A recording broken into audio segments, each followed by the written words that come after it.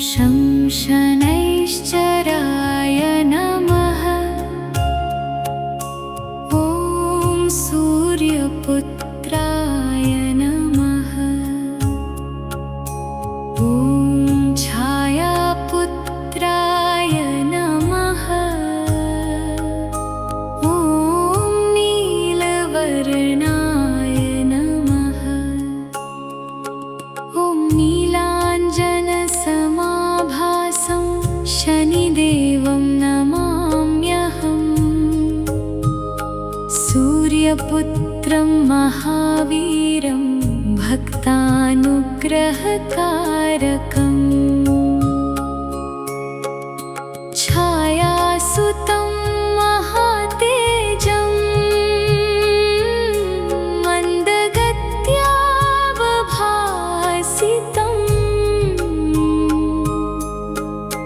कर्मफलप्रदातारं प्रणमामि शनैश्चरम्।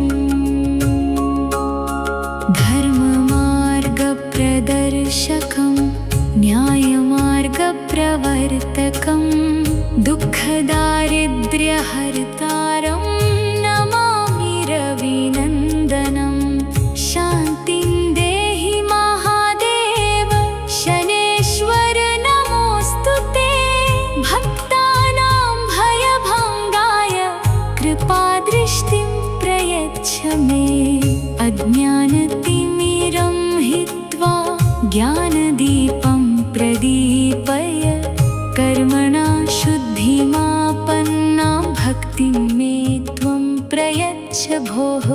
धैर्यं देहि च मे नित्यं सत्यं देहि शनैश्चर। सदाचारपथं देहि पापबुद्धिं विनाशय। न्यायेन कर्म कुर्वन्तं धर्मे मानियोजय। लोभमोहो विनिर्मूल्य शमं मे हृदि स्थापय। सर्वपीडाविनाशाय सर्वमङ्गलहेतवे शनिदेव नमस्तुभ्यं पुनः पुनर्नमो नमः। नीलवर्णाय देवाय दीर्घदेहाय ते नमः। सूर्यवंशप्रदीपाय छायापुत्राय ते नमः। मन्दगत्ते नमस्तुभ्यं कालदण्डधराय च।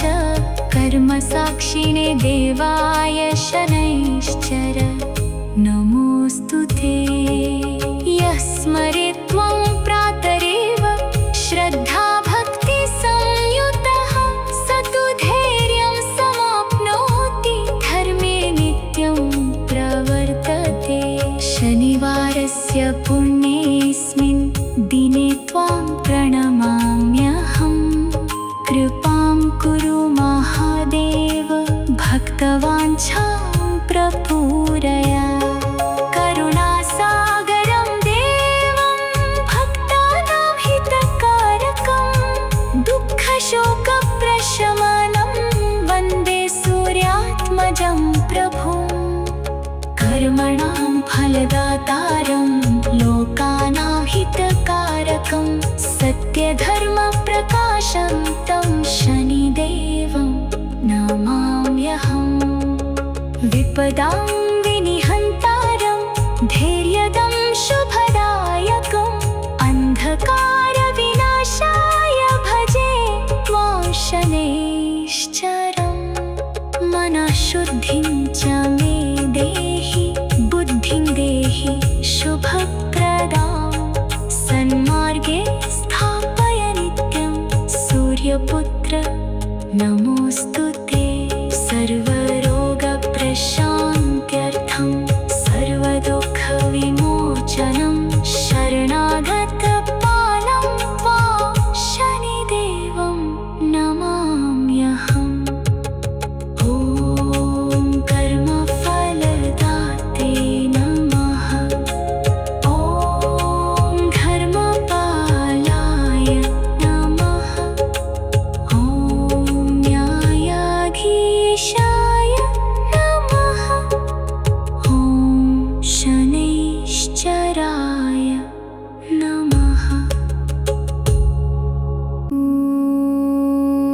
शं शनैश्चराय नमः। ॐ सूर्यपुत्राय नमः। ॐ छायापुत्राय नमः। ॐ नीलवर्णाय नमः। ॐ नीलाञ्जनसमाभासं शनिदेवं नमाम्यहम्।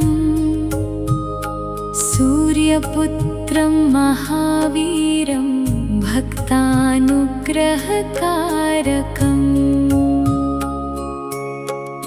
छायासुतं महातेजं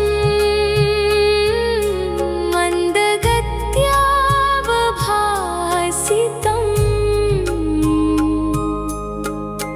कर्मफलप्रदातारं प्रणमामि शनैश्चरम्। धर्ममार्गप्रदर्शकं न्यायमार्गप्रवर्तकं दुःखदारिद्र्यहर्तारं नमामि रविनन्दनं। शान्तिं देहि महादेव शनेश्वर नमोऽस्तु ते। भक्तानां भयभङ्गाय कृपादृष्टिं प्रयच्छ मे। अज्ञानतिमिरं हित्वा ज्ञानदीपं प्रदीपय। कर्मणा शुद्धिमापन्ना भक्तिं मे त्वं प्रयच्छ भोः। धैर्यं देहि च मे नित्यं सत्यं देहि शनैश्चर। सदाचारपथं देहि पापबुद्धिं विनाशय। न्यायेन कर्म कुर्वन्तं धर्मे मां नियोजय। लोभमोहो विनिर्मूल्य शमं मे हृदि स्थापय। सर्वपीडाविनाशाय सर्वमङ्गलहेतवे शनिदेव नमस्तुभ्यं पुनः पुनर्नमो नमः। नीलवर्णाय देवाय दीर्घदेहाय ते नमः। सूर्यवंशप्रदीपाय छायापुत्राय ते नमः। मन्दगत्ते नमस्तुभ्यं कालदण्डधराय च। कर्मसाक्षिणे देवाय शनैश्चर नमोऽस्तु ते। यः स्मरे त्वं प्रातरेव श्रद्धाभक्तिसंयुतः स तु धैर्यं समाप्नोति। धर्मे नित्यं प्रवर्तते। शनिवारस्य पुण्येऽस्मिन् दिने त्वां प्रणमाम्यहम्। कृपां कुरु महादेव भक्तवाञ्छां प्रपूरय। करुणासागरं देवं भक्तानां हितकारकं। दुःखशोकप्रशमनं वन्दे सूर्यात्मजं प्रभुम्। कर्मणां फलदातारं लोकानां हितकारकं। सत्यधर्मप्रकाशं तं शनिदेवं नमाम्यहम्। विपदां विनिहन्तारं धैर्यदं शुभदायकम्।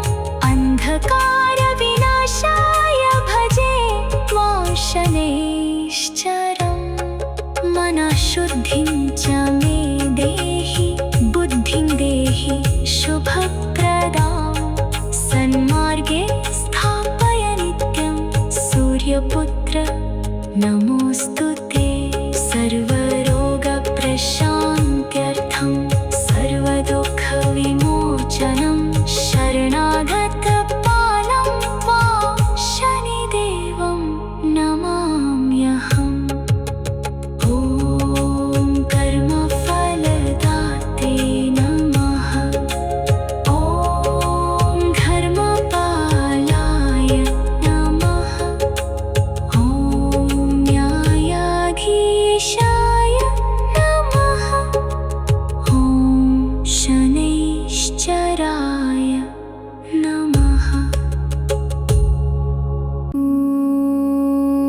शं शनैश्चराय नमः। ॐ सूर्यपुत्राय नमः। ॐ छायापुत्राय नमः। ॐ नीलवर्णाय नमः। ॐ नीलाञ्जनसमाभासं शनिदेवं नमाम्यहम्। सूर्यपुत्रं महावीरं भक्तानुग्रहकारकम्। छायासुतं महातेजं मन्दगत्यावभासितं।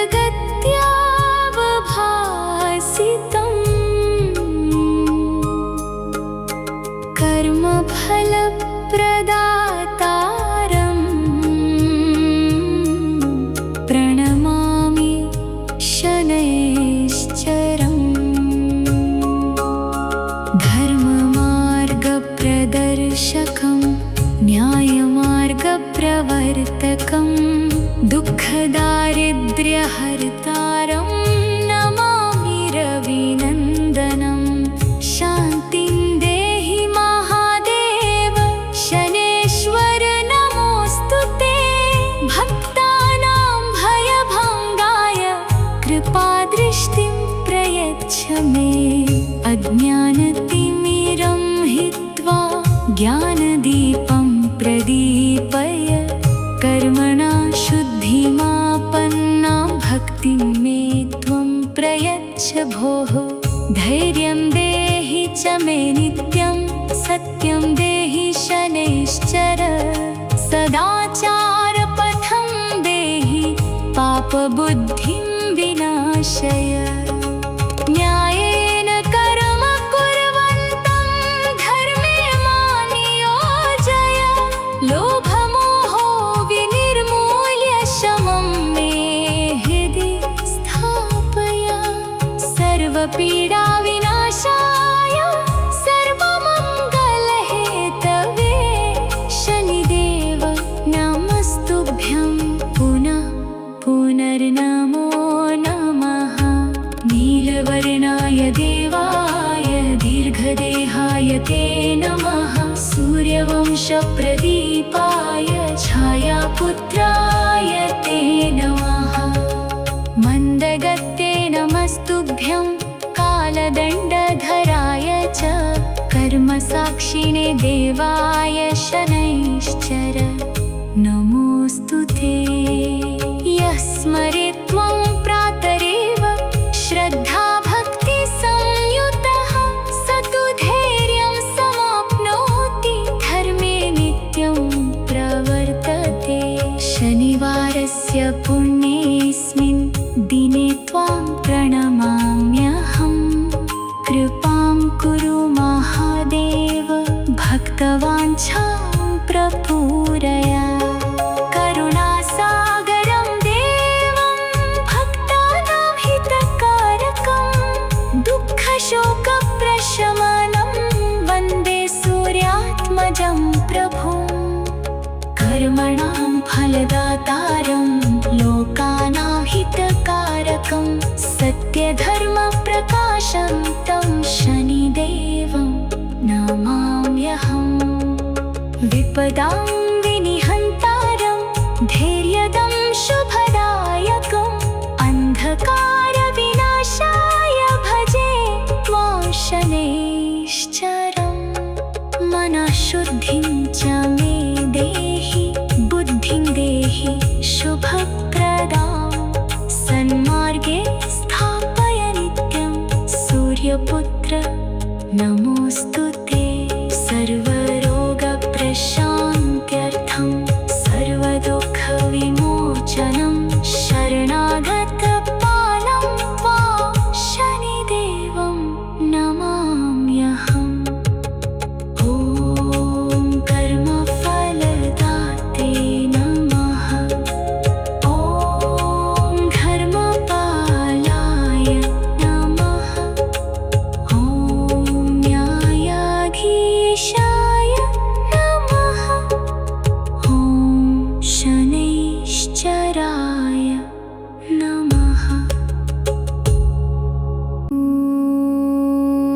शं शनैश्चराय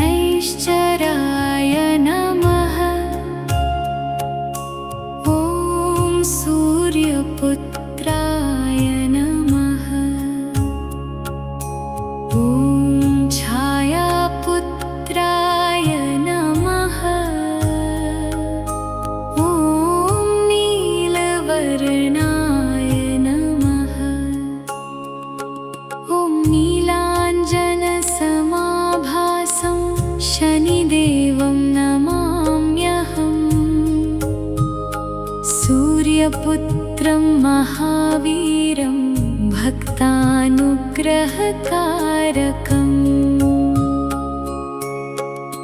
छायासुतं महातेजं मन्दगत्यावभासितम्।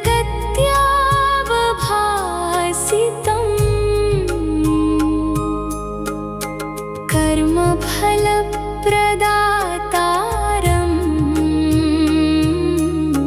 प्रणमामि शनैश्चरम्। धर्ममार्गप्रदर्शकं न्यायमार्गप्रवर्तकं दुःखदारिद्र्यहर्तारं नमामि रविनन्दनं। शान्तिं देहि महादेव शनेश्वर नमोऽस्तु ते। भक्तानां भयभङ्गाय कृपादृष्टिं प्रयच्छ मे। अज्ञानतिमिरं हित्वा ज्ञानदीपं प्रदीपय। कर्मणा शुद्धिमापन्ना भक्तिं मे त्वं प्रयच्छ भोः। धैर्यं देहि च मे नित्यं सत्यं देहि शनैश्चर।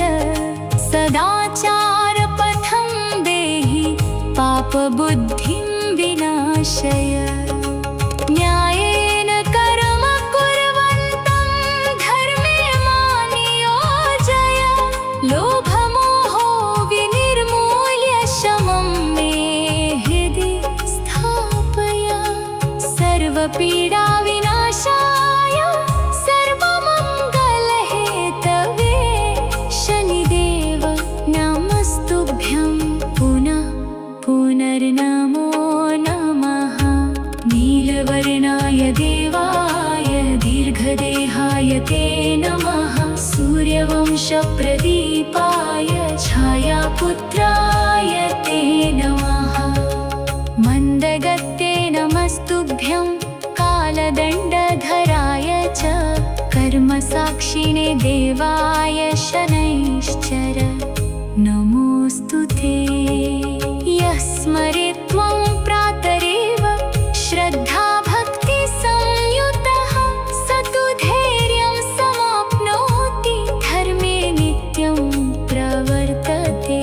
शनिवारस्य पुण्येऽस्मिन् दिने त्वां प्रणमाम्यहम्। कृपां कुरु महादेव भक्तवाञ्छां प्रपूरय। करुणासागरं देवं भक्तानां हितकारकं दुःखशोकप्रशमनं वन्दे सूर्यात्मजं प्रभुम्। कर्मणां फलदातारं लोकानां हितकारकं सत्यधर्मप्रकाशं तं शनिदेवं नमाम्यहम्।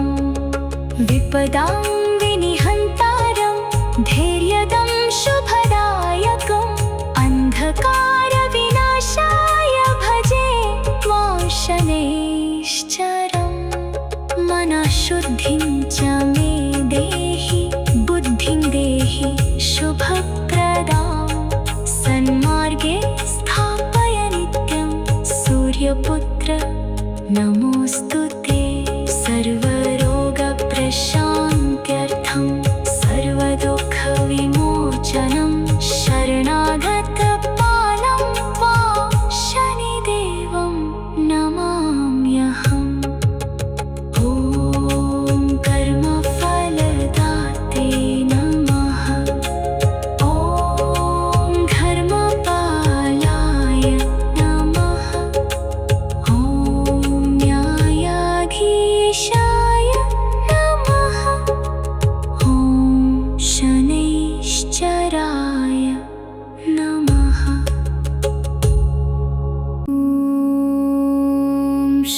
शनैश्चराय नमः। ॐ सूर्यपुत्राय नमः। ॐ छायापुत्राय नमः। ॐ नीलवर्णाय नमः। ॐ नीलाञ्जनसमाभासं शनिदेवं नमाम्यहम्। सूर्यपुत्रं महावीरं भक्तानुग्रहकारकम्। छायासुतं महातेजं मन्दगत्यावभासितम्। कर्मफलप्रदातारं प्रणमामि शनैश्चरम्। धर्ममार्गप्रदर्शकं न्यायमार्गप्रवर्तकं दुःखदारिद्र्यहर्तारं नमामि रविनन्दनं। शान्तिं देहि महादेव शनेश्वर नमोऽस्तु ते। भक्तानां भयभङ्गाय कृपादृष्टिं प्रयच्छ मे। अज्ञानतिमिरं हित्वा ज्ञानदीपं प्रदीपय। कर्मणा शुद्धिमापन्ना भक्तिं मे त्वं प्रयच्छ भोः। धैर्यं देहि च मे नित्यं सत्यं देहि शनैश्चर। सदाचारपथं देहि पापबुद्धिं विनाशय। न्यायेन कर्म कुर्वन्तं धर्मे मानियोजय। लोभमोहो विनिर्मूल्य शमं मे हृदि स्थापय। सर्वपीडाविनाशाय सर्वमङ्गलहेतवे शनिदेव नमस्तुभ्यं पुनः पुनर्नमो नमः। नीलवर्णाय देवाय दीर्घदेहाय ते नमः। सूर्यवंशप्रदीपाय छायापुत्राय ते नमः। मन्दगत्ते नमस्तुभ्यं कालदण्डधराय च। कर्मसाक्षिणे देवाय शनैश्चर नमोऽस्तु ते। यः स्मरेत् त्वं प्रातरेव श्रद्धाभक्तिसंयुतः स तु धैर्यं समाप्नोति धर्मे नित्यं प्रवर्तते। शनिवारस्य पुण्येऽस्मिन् दिने त्वां प्रणमाम्यहम्। कृपां कुरु महादेव भक्तवाञ्छां प्रपूरय। करुणासागरं देवं भक्तानां हितकारकं दुःखशोकप्रशमनं वन्दे सूर्यात्मजं प्रभुम्। कर्मणां फलदातारं लोकानां हितकारकं सत्यधर्मप्रकाशं तं शनिदेवं नमाम्यहम्। विपदां विनिहन्तारं धैर्यदं शुभदायकम् अन्धकारविनाशाय भजे त्वां शनैश्चरम्। मनःशुद्धिं च मे देहि बुद्धिं देहि शुभप्रदां। सन्मार्गे स्थापय नित्यं सूर्यपुत्र नमोऽस्तु ते। सर्वरोगप्रशान्त्यर्थं सर्वदुःखविमोचनं शरणागतपालं त्वां शनिदेवं नमाम्यहम्। ॐ कर्मफलदाते नमः। ॐ धर्मपालाय नमः।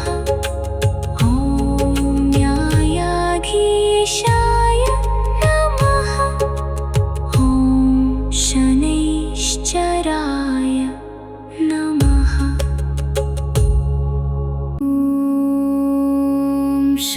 शनैश्चराय नमः।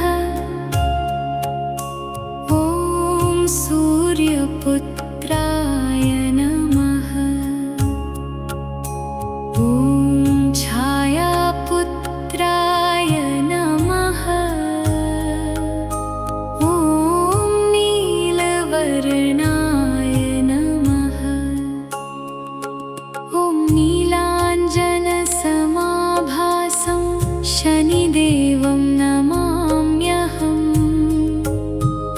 सूर्यपुत्रं महावीरं भक्तानुग्रहकारकम्। छायासुतं महातेजं मन्दगत्यावभासितम्। कर्मफलप्रदातारं प्रणमामि शनैश्चरम्। धर्ममार्गप्रदर्शकं न्यायमार्गप्रवर्तकं दुःखदारिद्र्यहर्तारं नमामि रविनन्दनं। शान्तिं देहि महादेव शनेश्वर नमोऽस्तु ते। भक्तानां भयभङ्गाय कृपादृष्टिं प्रयच्छ मे। अज्ञानतिमिरं हित्वा ज्ञानदीपं प्रदीपय। कर्मणा शुद्धिमापन्नां भक्तिं मे त्वं प्रयच्छ भोः। धैर्यं देहि च मे नित्यं सत्यं देहि शनैश्चर। सदाचारपथं देहि पापबुद्धिं विनाशय। न्यायेन कर्म कुर्वन्तं धर्मे मां नियोजय। लोभमोहो विनिर्मूल्य शमं मे हृदि स्थापय। सर्वपीडाविनाशाय सर्वमङ्गलहेतवे शनिदेव नमस्तुभ्यं पुनः पुनर्नमो नमः। नीलवर्णाय देवाय दीर्घदेहाय ते नमः। सूर्यवंशप्रदीपाय छायापुत्राय ते नमः। मन्दगत्ते नमस्तुभ्यं कालदण्डधराय च। कर्मसाक्षिणे देवाय शनैश्चर नमोऽस्तु ते। यः स्मरेत् त्वं प्रातरेव श्रद्धाभक्तिसंयुतः स तु धैर्यं समाप्नोति। धर्मे नित्यं प्रवर्तते। शनिवारस्य पुण्येऽस्मिन् दिने त्वां प्रणमाम्यहम्। कृपां कुरु महादेव भक्तवाञ्छां प्रपूरय। करुणासागरं देवं भक्तानां हितकारकं। दुःखशोकप्रशमनं वन्दे सूर्यात्मजं प्रभुम्। कर्मणां फलदातारं लोकानां हितकारकं। सत्यधर्मप्रकाशं तं शनिदेवं नमाम्यहम्। विपदां विनिहन्तारं धैर्यदं शुभदायकम्। अन्धकारविनाशाय भजे त्वां शनैश्चरम्। मनःशुद्धिं च मे